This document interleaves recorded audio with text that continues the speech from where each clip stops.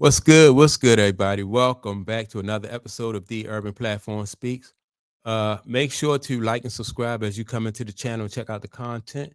And with that being said, man, I want to speak on Jimmy Butler, uh, his debut, right, with the Golden State Warriors. Now I know it's only one game and they played the Bulls, but to me, and this is exactly what I thought the way Jimmy Butler would fit in with Steph Curry, Draymond Green, and the Bulls were. I mean, in Golden State, right? Because his playing style is totally opposite. Jimmy Butler's playing style is totally opposite from uh from Steph Curry. Like Steph Curry, everybody knows Steph Curry shooting a lot of threes and everything, and that's him. But then when you go to Jimmy Butler is a mid-range game. He don't shoot a lot of threes, mid-range. And he in the paint, he operate a lot in the paint. And he'll also Jimmy Butler will also cause teams to foul him and he'll go to the line for some free throws. So that right there, I think is the on the offensive end, I think that's great. Steph is going to spread the court, and allow Jimmy Butler to operate in space. And this is exactly what I thought would happen if Jimmy Butler went to this team. I just think Jimmy Butler fits in over there because um and he's aggressive. Like you got Jimmy Butler and you have Draymond Green on the same team. And if these guys get along and have that one track mind on the same page, man, that's gonna be tough.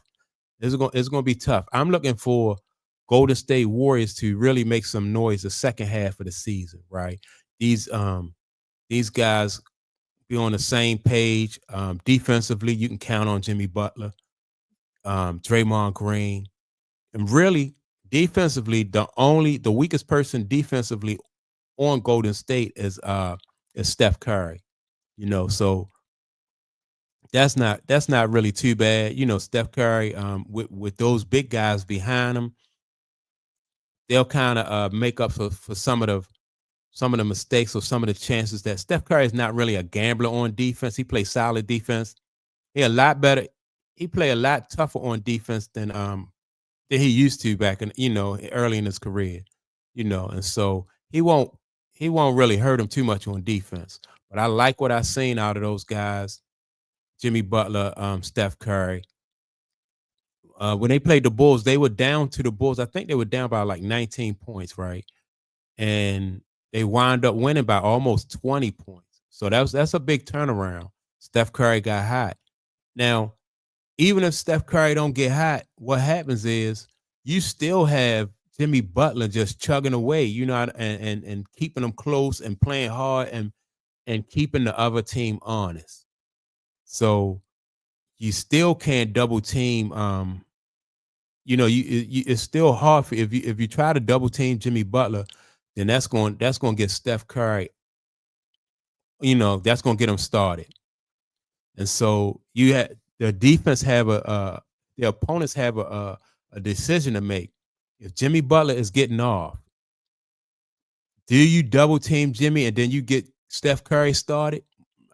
No, Chicago didn't do that. Chicago did. Now Steph Curry got hot. He did get hot, but because he kept shooting.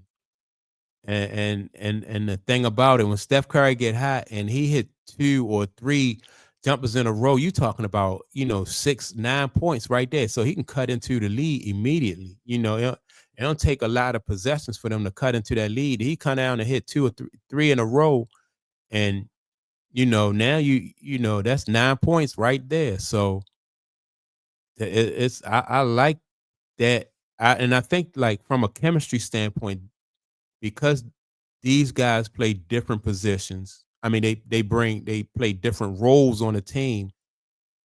It'll be easier for them to find the chemistry. That's number one. That'll help them find the chemistry because it won't be um, a situation where you have two guards or two low post players just trying to find a rhythm or play off of each other or take turns scoring. That's not the situation.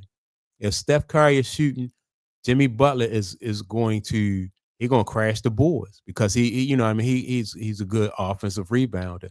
And so it won't be hard for them to find their chemistry.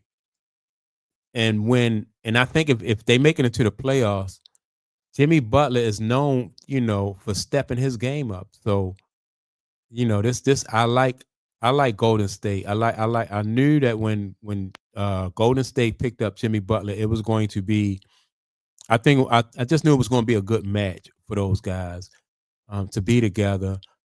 And if Jimmy Butler can continue to play inspired ball, which I don't see no reason, he looked really happy, you know, in the press conference. He looked happy to be on that team. You know, he just said, you know, just get Steph the ball and get out the way, you know, and that's it. He gets Steph the ball, give him his space to operate. And if it go in, cool. If not, then him, Draymond, and Looney, they get the rebounds. They clean it up, you know, and so that's going to be hard. That's going to be hard. That's if you think about it, like when they had Klay Thompson, right? Klay Thompson played tough defense, and Klay Thompson. Now the thing about Klay Thompson, he shot more 3 pointers, but he played tough defense, and that's what I think that Jimmy Butler brings that to the team, and I think that's what's going to make Golden State so much more dangerous because of the defense.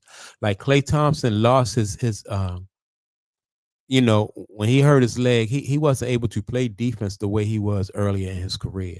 But now you have Jimmy Butler, who is a very good defensive player, just like Klay Thompson.